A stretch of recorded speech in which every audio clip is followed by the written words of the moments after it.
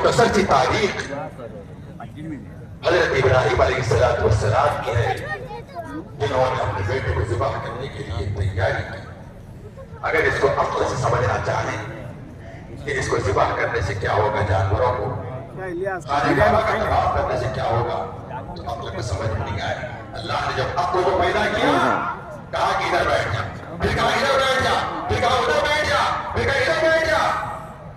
بتلایا اللہ نے، اے عقل میرا جب حکم آئے تجھے سوچنے سمجھنے کی ضرورت نہیں ہے، آج تیار ہے، عشق ہے، میرے سے پوچھ جا، عقل کی بات مت مان۔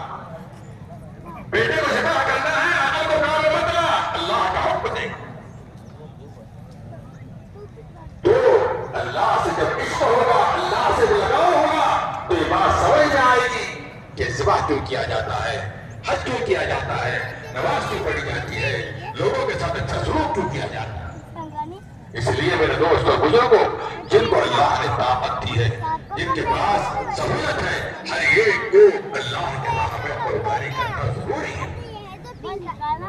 ہر ایک کو اللہ کے راہ میں قربانی کرنا ضروری ہے۔ جس کو بھی سہولت ہو، جس کے پاس بھی جانور قربانی کا خریدنے کی طاقت ہو یا ایک حصہ ڈالنے کی طاقت ہو، اس کو چاہیے کہ حصہ ضرور لے، جانور خریدنے کی طاقت ہو جانور ضرور خریدے اور قربانی اللہ کی راہ میں دے۔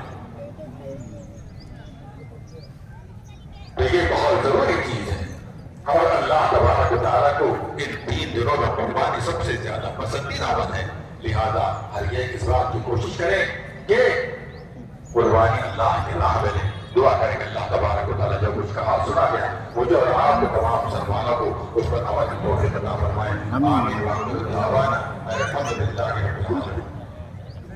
بھائی جو حضرات پیچھے آ رہے ہیں، نماز کی ترتیب سن لیں، اس کے بعد انشاءاللہ جماعت بھی ہو جائے۔ ایک بات کا خیال رکھے بھائی، ایک بات کا ہر آدمی خیال رکھے، اسلام میں پاکی کی بہت بڑی اہمیت ہے۔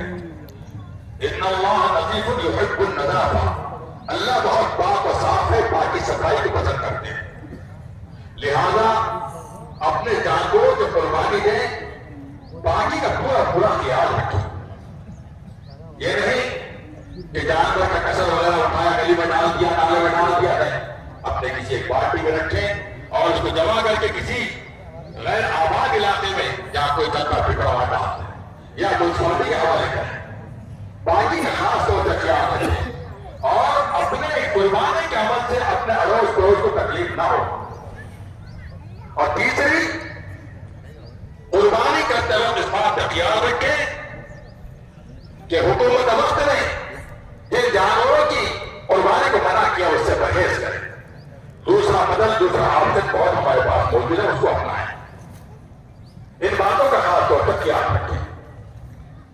نماز کی ترکیب سن لیں، یہ نماز ہے واجب، یہ 2 رکعت نماز پڑھی جاتی ہے، اس میں 6 مرتبہ اللہ اکبر زیادہ کہا جاتا ہے،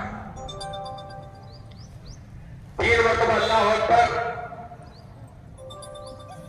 امام صاحب قرات شروع کرنے سے پہلے پہلے رکعت پر کہتے ہیں، اور دوسری رکعت میں رکوع میں جانے سے پہلے 3 مرتبہ اللہ اکبر زیادہ کہتے ہیں۔ نیت یہ ہونی چاہیے کہ میں عید الاضحیٰ کے واجب نماز پڑھتا ہوں 6 زائد تکبیروں کے ساتھ تابع امام کے، اللہ اکبر۔ اگر یہ نہیں آتا ہے تو یہ نیت کر لیں کہ میں عید کی نماز پڑھتا ہوں تابع امام۔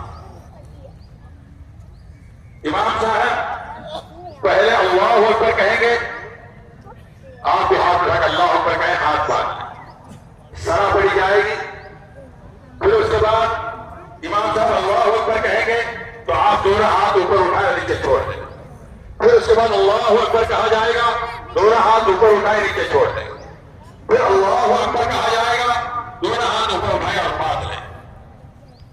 امام صاحب سورہ فاتحہ پڑھیں گے، ساری سورہ پڑھیں گے، اس کے بعد رکوع سجدہ ہوگا، دوسری رکعت کے لیے کھڑے ہوں گے، سورہ فاتحہ پڑھیں گے، ساری سورہ پڑھیں گے، اب اللہ اکبر رکوع میں جانے کے لیے کہے تو رکوع نہ کرے بلکہ دونوں ہاتھ کانوں میں دبائے نیچے چھوڑ دیں، پھر اس کے بعد اللہ اکبر کہیں گے، دونوں ہاتھ کانوں میں دبائے نیچے چھوڑ دیں، پھر اللہ اکبر تیسری مرتبہ کہیں گے، دونوں ہاتھ کانوں میں اللہ اکبر کہیں گے تو رکوع